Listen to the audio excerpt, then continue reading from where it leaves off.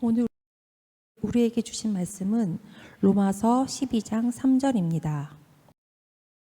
내게 주신 은혜로 말미암아 너희 각 사람에게 말하노니 마땅히 생각할 그 이상의 생각을 품지 말고 오직 하나님께서 각 사람에게 나누어 주신 믿음의 분량대로 지혜롭게 생각하라. 이는 하나님의 말씀입니다. 오늘 증거할 말씀의 제목은 있는 바와 같이 지혜가 제일이니입니다. 제목만 보아도 이미 오늘 설교의 주제를 우리가 알 수 있지요.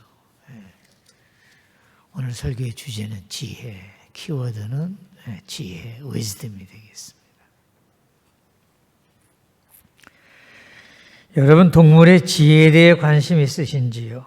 TV나 유튜브에서 가끔 동물의 지혜에 관한 영상을 보는데 참으로 신기합니다.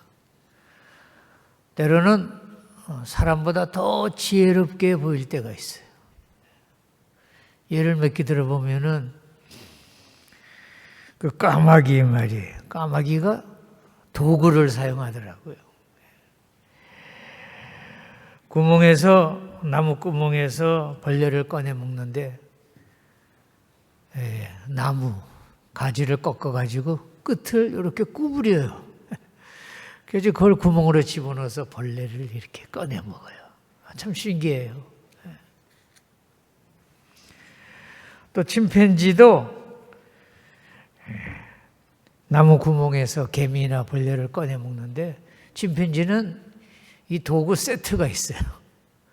여러 개를 갖고 다니면서 그때 필요한 도구를 사용해서 개미나 벌레를 꺼내 먹는 것을 보았습니다.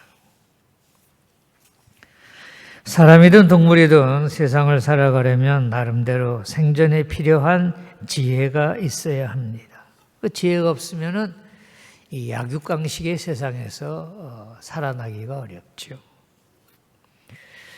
그래서 선조들로부터 많은 지혜를 물려받았고 또 세상을 살아가는 데 도움이 되는 지혜로운 이야기들을 우리는 수없이 듣고 있습니다. 성경에서도 지혜가 얼마나 중요한지 여러 번 반복하여 가르치고 강조하고 있습니다. 잠언 4장 5절과 9절에 보면 이런 말씀이 있습니다. 제가 읽겠습니다. 지혜를 얻으라, 명철을 얻으라. 내 입의 말을 잊지 말며 어기지 말라. 지혜를 버리지 말라. 그가 너를 보호하리라. 그를 사랑하라. 그가 너를 지키리라. 지혜가 제일이니 지혜를 얻으라. 내가 얻은 모든 것을 가지고 명철을 얻을지니라. 그를 높이라. 그리하면 그가 너를 높이 들리라. 만일 그를 품으면 그가 너를 영화롭게 하리라. 그가 아름다운 관을 내 머리에 두겠고 영화로운 면류관을 내게 주리라 하셨느니라. 이 잠언 9절 말씀을 그대로 해석하면은 지혜는 마치 우리가 하나님을 경외하는 것처럼 소중하게 여겨야 할 능력입니다. 지혜를 사랑해야 하고 지혜를 높여야 하고 지혜를 품어야 하고 또 지혜를 얻어야 합니다.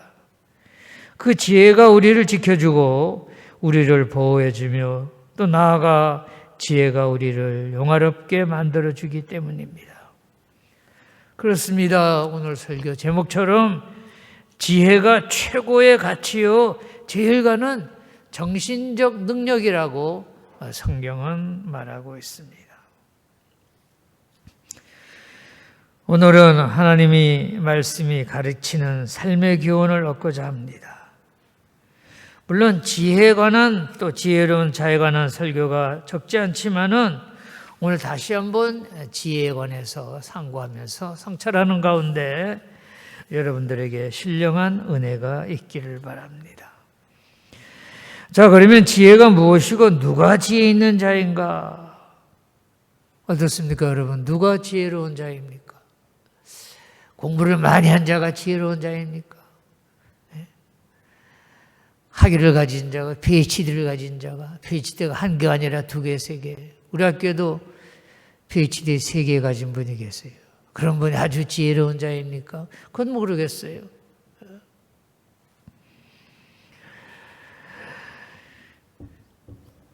여러분, 성경은 자신의 부족을 알고 자신의 분수를 지키는 자가 지혜로운 자다, 이렇게 말하고 있습니다.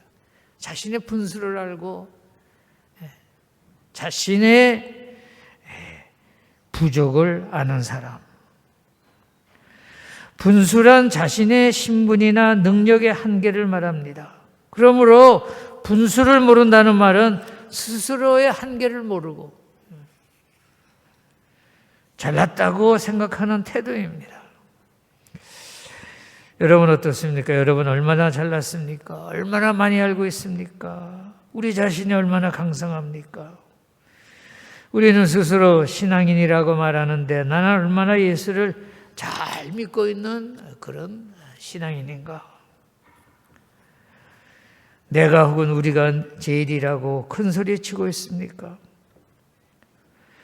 그러나 여러분 늘 기억하세요. 이 부족함이란 우리 모두에게 예외 없이 적용되는 인생의 근본 법칙입니다. 우리 모두가 다 여기에 해당됩니다. 그렇습니다. 누구도 완전한 사람이 없습니다. 즉 모두가 부족합니다. 나 개인의 뛰어난 자랑거리 또는 내 자녀의 우수성 등 좋은 점이 많이 있습니다만, 그러나 동시에 우리의 부족함이 무엇인가? 나의 고칠 점이 무엇인가? 내가 미치지 못하는 영역은 무엇인가를 늘 생각하며 찾아보고 자신을 돌이켜보는 자가 되어야 합니다. 오늘 읽어주신 본문 로마서 12장 3절에서 생각할 그 이상의 생각을 품지 말고 오직 하나님께서 각 사람에게 나누어 주신 믿음의 분량대로 지혜롭게 생각하라 하였습니다. 여러분, 우리 신앙인들은 자신의 위치와 역할과 능력을 항상 살펴 무슨 일이든지 분수를 알아서 분량대로, 즉 분수에 맞게 생각하고 처신해야 할 줄로 믿습니다. 쉽게 말하면 나의 능력 이상으로 욕심을 갖지 마세요. 어리석은 자의 특징은 한마디로 지나친 욕심입니다. 여러분, 하나님이 허락하신 그 이상을 기대하지도 말고 생각하지도 마세요. 반복해서 말씀드리지만 한 사람이 다 알고 다 가지고 다 할 수 없습니다. 그런 사람이 세상에 어디 있겠어요. 하나님은 모든 이에게 주어진 상황과 여건에 따라 각자의 역할을 나누어 주셨습니다. 나의 부족이 나의 한계라면 그것은 하나님이 정해주신 범위인 줄로 믿습니다. 그러므로 이 자리에 함께 하신 우리 학생 또 교직원 여러분, 우리 모두들은 나의 상태나 능력의 범위를 하나님의 뜻인 줄 알고 내 분수와 범위를 넘어 욕심 부리지 말아야 할 줄로 믿습니다. 외화 내빈이라는 사자성어를 아시죠?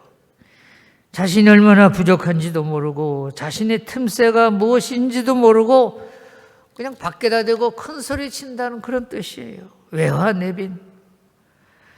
바깥은 화려해 보이지만 속은 텅 비었다는 말입니다. 요한복음 3장 17절에 똑같은 의미의 성구가 있습니다.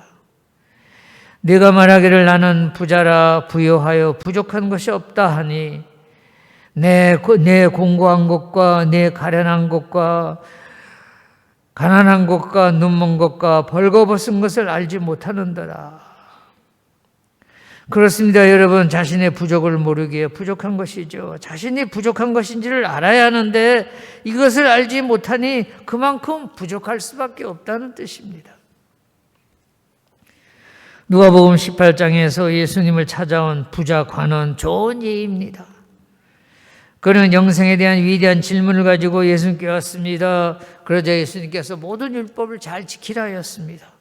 그러자 부자 관원은 내가 어려서부터 다 지켰나이다 라고 자신 있게 아주 큰 소리로 대답했습니다. 자신의 생각에는 자신의 삶이 부끄러움이 없는 완전한 삶이라고 생각할 정도로 율법을 빠짐없이 잘 지켜왔다는 말입니다. 그러나 예수님께서 보실 때는 부족한 점이 있었습니다.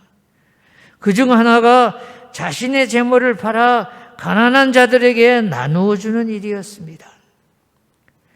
그는 완벽한 율법주의자 같았지만은 오히려 반대로 자신의 부족을 모르는 사람이었습니다. 이 사람은 자신의 한 가지 부족을 모른 까닭으로 결국 예수님을 따르지 못하고 예수님으로부터 멀어지고 말았습니다. 요즘 우리 사회의 가장 큰 문제가 어디서든지 기관이든지 조직이든지 클럽이든지 좌우간 갈등이 끊이지 않습니다. 왜 그렇습니까? 모두가 저마다 자기가 제일이라는 거예요. 다 자기가 대단한 줄 압니다. 자기가 제일이라고 큰 소리 치니 뭐 갈등이 안 생길 수가 없죠. 부딪히지 않을 수가 없습니다. 그러나 여러분, 스스로 대단한 줄로 생각하며 거만하거나 오만할 것이 아니라 늘 겸손히 자신을 성찰하고 반성해야 할 줄로 믿습니다.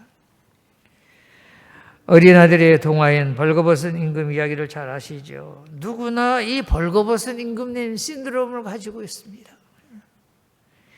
자신이 가장 화려한 줄 알지만 아무것도 걸치지 않은 벌거벗음의 부족이 있습니다. 자신이 똑똑한 줄 알지만 실제로는 모르는 것이 너무나도 많고 오히려 나를 아는 세상 사람들이 손가락질하며 나를 비웃고 있다는 것을 모르고 있습니다. 이런 벌거벗은 임금님이 우리 안에 있을 수 있고 또 저도 여러분도 이런 벌거벗은 임금님이 될 수가 있습니다. 우리에게 좋은 전통도 있고 뿌리 깊은 신앙도 있습니다. 그러나 우리에게 부족한 것이 바로 이 겸손인 줄로 믿습니다. 여러분, 잘난 척하며 뽐내는 교만을 경계하세요. 사탄, 이 교만을 성경에서는 큰 죄로 가르치고 있습니다. 사탄이 누구입니까? 누가 사탄입니까? 예? 뭐 이상하게 생기고 뭐 뿔 달린 그런 괴물이 사탄입니까? 아니에요. 하나님처럼 되려는 자가, 교만한 자가 사탄이에요. 창세기 3장에 보면 에덴 동산에서 사탄인 뱀은 하와에게 네가 하나님이 되어 선악을 알게 될 것이라. 그래서 유혹한 거예요. 그렇습니다. 사탄은 교만의 원흉입니다. 여러분, 자신의 부족을 아는 것이야말로 진정한 신앙인의 기본 자세요. 참된 지혜인 줄로 믿습니다. 사랑하는 여러분, 매일의 삶 속에서 우리는 선택해야 합니다. 어리석게 살 것인가, 지혜로운 삶을 살 것인가. 어리석은 사람은 지금 눈앞에 보이는 이익에 마음을 빼앗겨 불의와 부정을 선택하지만은 지혜로운 사람은 욕심을 내지 않고 자기 분수에 맞게 부끄럽지 않은 옳은 길을 선택하며 살아갑니다. 여러분, 우리가 다 신앙의 길을 가고 있습니다. 신앙인의 삶이 뭐 특별한 것이 아니에요. 신앙인은 바른 선택을 하며 바르고 정직한 삶을 살아가는 사람인 줄로 믿습니다.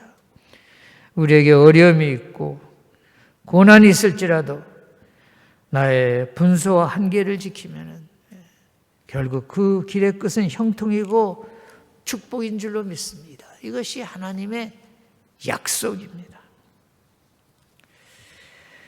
지금 저희들이 대강절을 보내고 있습니다. 아기 예수님이 오실 때를 기다리고 있습니다. 뭐 지난주가 첫 번째였나요? 4주인데요. 이제 다가오는 주일이 또 이제 두 번째 주고. 여러분, 어떻게 아기 예수님을 기다리겠어요? 예? 뭐 손꼽아 기다리겠어요? 뭐 선물 사놓고 기다리겠어요? 바라옵기는 하나님이 주신 믿음의 분량대로 분수에 맞게 겸손하게 생각하며 겸손하게 행동하면서 아기 예수님을 기다리는 여러분과 제가 되기를 바랍니다. 하나님이 주신 분량대로 늘 감사하며 겸손히 살아가시를 간곡히 부탁드리며 오늘 설교를 마치겠습니다. 기도하시겠습니다.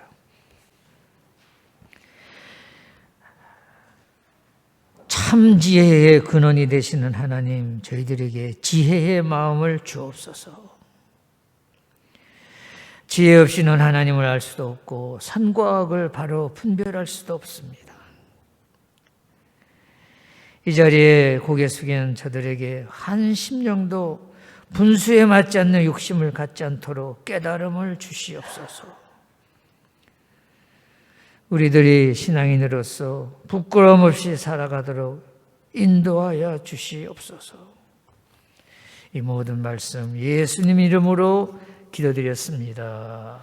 아멘.